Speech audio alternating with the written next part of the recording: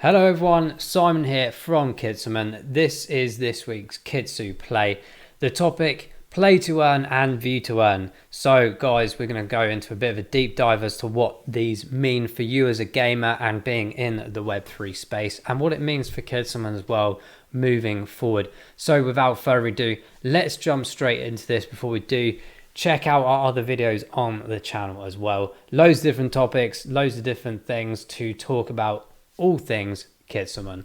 So please do go check that out and make sure you subscribe if you have not done so already, and make sure you hit that notification bell as well to ensure that you don't miss any of our future videos. So straight into this one. So as we mentioned a couple of weeks ago, we wrote this article here around P2E and V2E, Play2Earn and View2Earn. These are big mechanisms in Web3 gaming moving forwards. And you know what? There's loads of to earn mechanisms out there right now. We've got move to earn, eat to earn, learn to earn. I'm sure you will learn more about these as time goes by, but the two focal points here are P2E, V2E, and that is Play2Earn and View2Earn. So I'm not going to read this word for word because the article is there for you guys to read, but in a nutshell, this is around what we have transpired to in the blockchain and Web3 space. Okay, so there's the ability for games like ourselves to be able to essentially reward our players for their time and for their interaction in the game with rewards and earnings. So there's a number of ways that this can happen. We'll go into a couple of those in a moment's time. But of course, there's quite a lot of multiplayer and play to earn games out there currently. But in the next few years, this is going to become really, really big, of course. So we're looking forward to seeing the development of that, not just with ourselves, but as the ecosystem grows itself. This is what's about the big metaverse, the ability for you out there to utilize your time and be rewarded for that time and participation element as well. So, for example, in our game, we're going to be talking about things like the breeding mechanism, the marketplace, and how professions work in this, and kind of building that concept to play to earn. But also we've got view to earn, and this is really interesting because we'll look at some statistics around things like esports and the viewership numbers on things like streaming platforms like Twitch and YouTube, esports in general for their tournaments. And you'll see some staggering numbers here, which is why so many people are interested not only in investments in these areas, but also the ability to play and get involved with these games, both in a playing capacity and a viewing capacity. So I'm not going to go into huge detail about all these different games, but I think you know most of these out there already. Of course, Axie Infinity have been around for a number of years. Games like Decentraland, Sandbox, Alien Worlds have already got the abilities for you to jump into these games and earn rewards in various different ways. And this is going to be something that is very different to the traditional gaming markets. Of course, we have a video coming in the future about interoperability and cross-gaming abilities as well in the coming weeks. But for now, it's talking about this whole principle of what's possible in the play to earn sphere. And you can see even with some of these numbers on the screen right now, how much money and revenue is being accumulated within some of these games. And that revenue isn't just about for the project itself, it's also revenue generated towards the players as well.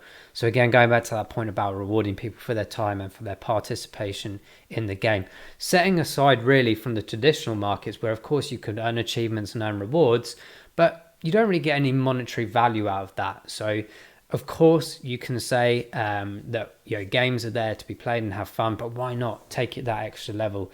And I think that personally it would give another big competitive aspect to Web3 versus traditional gaming markets as well. So this is really interesting to see this development. And as I said, Kitsumon at the moment, of course, we're still in the development stages. Maybe if you're watching this video in the future, hello guys in the future, you will see that we've perhaps transitioned a bit differently to what you see in front of us today. But there are already mechanisms being built in our game for the play to earn side of things. So of course we've got the marketplace in general, where people are able to buy and sell and trade kitsus within their dashboards, which is something we covered in the last video about the new dashboard that we put on there as well. But of course, those that know about Kitsumon, the ability to formulate two kitsus together and create a hybrid, which is currently working around in our breeding testnet, soon to be mainnet, of course. And this is the ability to take a Kitsu or two parent Kitsus, combine them together, and it's a bit of a combination of the abilities and also the attack abilities and all these kind of things, as well as the visual side of the Kitsu as well. So you see here there's 2 or 3 variations of Kitsus all in one here, but this is what we call the hybrid Kitsu, okay? And this allows people to do a couple of things. It allows them to take this Kitsu and use it in battle, or they might even sell it or rent it out in the near future and obtain royalties from that. So again, it's creating this like ecosystem for the now and the future, and you'll get what they call the bloodline royalties. Now, if you haven't checked out the white paper of ours yet, all this information is in here, and it's really detailed into how this all works, how we can pull together and create a multitude, in fact millions upon millions of different variations of possible outcomes for these hybrids. Okay, so there's loads of collective opportunities, achievement opportunities, whether that be body parts or visualizations of the hybrids and things like this, but also these bloodline royalties. So we're already starting to see a play to earn mechanism in this. So the mobile battle arena aside and all the other game concepts that we have coming into fruition, there's also some mechanisms within the game to be playing, and modes and role-playing aspects, which we'll go on to in a second with professions. And you'll see that these things are developing for not just the now, but the future as well of play to earn. So again, the rewarding system and bloodline royalty systems are all written here for everyone to see. And this kind of takes us nicely onto the profession side as well. Now, I'm trying to bring this to your attention because then it sort of puts the two pieces of the puzzle together, so you can sort of identify this with other games and other ecosystems out there as well, and how play to earn can be working. So we have this role play mechanism of professions, as you guys know out there already, that we have the 6 professions available to people in the gameplay modes, and this allows you to do various things, particularly related to land, for example, being able to yield the resource of that land. So for example, if you're a farmer and you're trying to harvest food and ingredients, you can sell those on the marketplace, or you can keep them for yourselves, for your own kitsus, whatever you want to do. But again, another play to earn mechanism. You're spending time on your farming or your yielding of your land as a profession, role play mechanism, and you're going to get rewarded for that. And that can come in the form of like tokenization or rewards of trading and on the marketplace and this, that, and the other, or indeed even with the guild mechanism, helping your own guild and your own team towards a specific goal and building the revenue yourselves. So there's some really cool aspects there to think about in terms of play to earn. And yeah, as I said, there's 6 professions at the moment, and you can see all the different variations of this, and again, the different spectrums of what you could achieve and also sell on these marketplaces to other users. And of course, then that could be converted into tokens, which could obviously potentially be sold on marketplaces out externally, or via swap platforms, or in hopefully to keep it in-house and utilize those tokens to benefit yourself, to improve yourself in the game and take yourself to another level. This comes back to my point about competitiveness and taking the gaming to a completely different level to what's never been seen before in the traditional markets. So this kind of gives you a bit of an overview and an idea of how the play to earn would work within our world, and also play to earn in general. As we said about some of these other games, it's really important to identify that they will have their different kind of role, their different kind of game platform, different kind of genre, and you will be able to earn rewards in different ways. For example, like a racing game of achieving like maybe first, second or third place will depend on which rewards you get, and then you can upscale your cars and things like this. And similarly to our world, where you can improve certain aspects and generate improvements to your teams and yourself individually in the game as well. And of course, let's make the point here as well that most of the games are free to play in general anyway.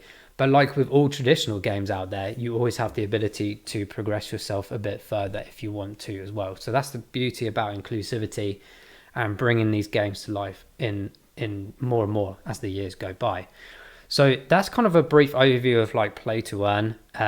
Of course, the way that it works as well is the tokenomics within the games themselves. With our situation of being the KMC token, we'll have a big, massive part to play in the game moving forward. And it's the same for all the other games with their own tokens, which can be converted to others or stables, however you want to do it. You can start to build the vision here in your minds.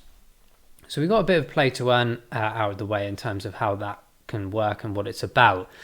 But also we've got this aspect of View2Earn. This is really cool. I'm just pulling out this platform here for no reason in particular other than this is a really cool platform called Veracity and V2E Esports, where they allow people to watch streams or people playing games through various mechanisms, whether it be Vimeo or YouTube, etc. in the near future, but particularly on their platform. And as you watch these games, you get rewarded tokens of Veracity. But if you take it outside the box and you are starting to watch other games and these games are partnering with platforms like this, it could be that you're watching a particular game and you'll get tokens from that game. So for example, if you're watching Kitsumon in the future, hopefully, you will also get KMC tokens as a reward for watching other people play it. And you could be watching games for various reasons. It could be entertainment, it could be to learn, and it could just be a simple hobby of yours out there. And that's the beauty of this, is so many variations and so many opportunities and exciting things to watch there in gaming. And those again who haven't perhaps seen our white paper as of yet, we do have a big section on there around esports and of course the ability statistics of how many people are watching games, how many people are playing games. So you can see here there's a big build up of knowledge and information here as to how big this market is. I'm just pulling out a few of these because we do have an esports video coming up in the near future, but you see here, for example, the amount of people that play games, but also the big amount of gamers out there. 3.2 billion gamers currently, and way more than that probably right now. But of course, these are some of the games out there at the moment, including some of the Web3 ones, where you can see the actual massive amount of revenue that's been generated and also the amount of users per month on a monthly basis. And we pull that across to these numbers here. This becomes really, really interesting. We've got numbers here of where like over 700 million people annually watch games online. This is a huge market. This will continue to grow. You can go on various platforms like Twitch, YouTube, for example, and there's some other great things to watch on Twitch. You could be watching FIFA, you could be watching Farm Simulator, and you'd be amazed how many people watch this. So some people like watching Netflix, some people like watching TV, some people just like watching games because there's a bit of uniqueness about it. It's so different. Every video that you watch or every stream that you watch is different because you have players, right? Globally, 3.2 billion gamers. There's so many variations of different skill levels and different approaches to how people play games. So you can learn a lot and experience a lot as well and enjoy a lot. But also now get rewarded for your time. And this is the same point about Play2Earn. Using your time is money, as some people say, and you're watching these games, you will get rewarded for this as well. And then you can convert those tokens to items in the game or onto the marketplace or trade them for merchandise. Whatever you want to do, it's creating its own little mini ecosystem bubble, which is really fantastic and really exciting in my opinion. And you see some of these other games where we talk about View2Earn. I mean, some of the tournaments out there are staggering. Absolutely staggering out there. Here, for example, 728 million people live stream gaming audience in 2021. So that was last year as of recording this video.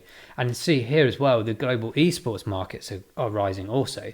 But in some of these tournaments, you're looking at prize funds of up to $10 million, sometimes higher. You're seeing viewership numbers of like in excess of 20-30 million people in one go. This is phenomenal. And you can see it bridging both for the projects themselves and you as audience and players yourselves as well. So I think this is really exciting to see this development. You can imagine the Kitsumon battle arenas and people being able to showcase their own arenas in their own land and create tournaments, create advertising opportunities for their audiences, and how this could progress us in terms of awareness. But also we really love the idea and the concept that we're going to have all these users and everyone's going to be enjoying themselves whilst also being rewarded for their time and participation, which is the exact points that I made earlier in the video. So this is really interesting to see all this information, of course.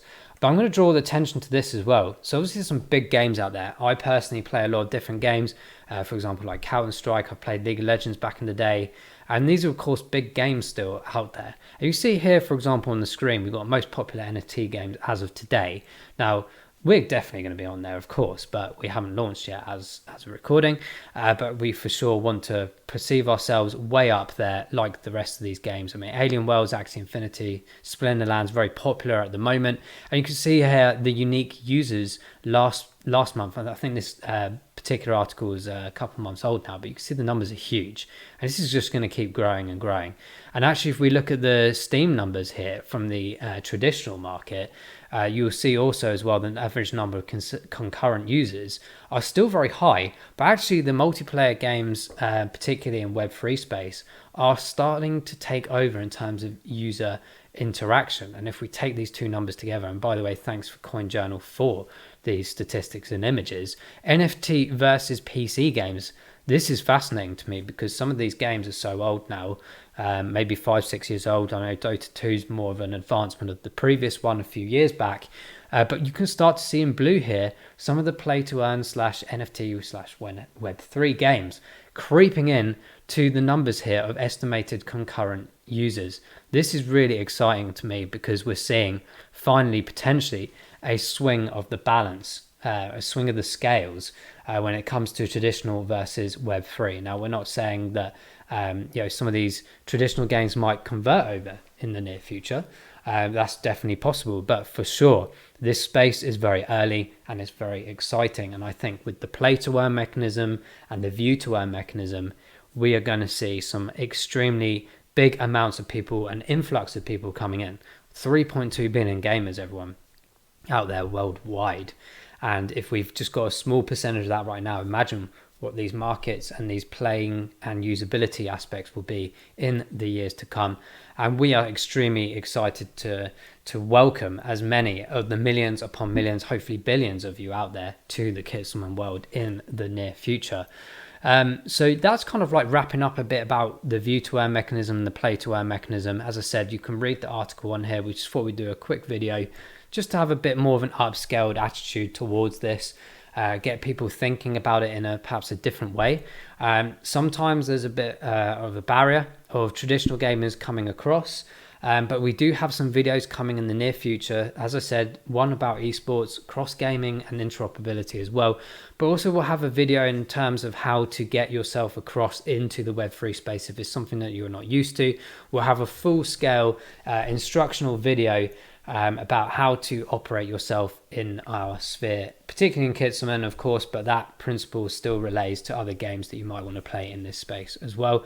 And of course, that's what it's about, building the ecosystem, building the metaverse, building the interoperability aspects as well, because this will be huge over the years to come. So that very much wraps up this video, guys. Do let us know in the comments below if you have any further questions about Play2Earn or View2Earn or what Kitsumon is going to be doing in this space and in this particular area mechanism of Web3 gaming.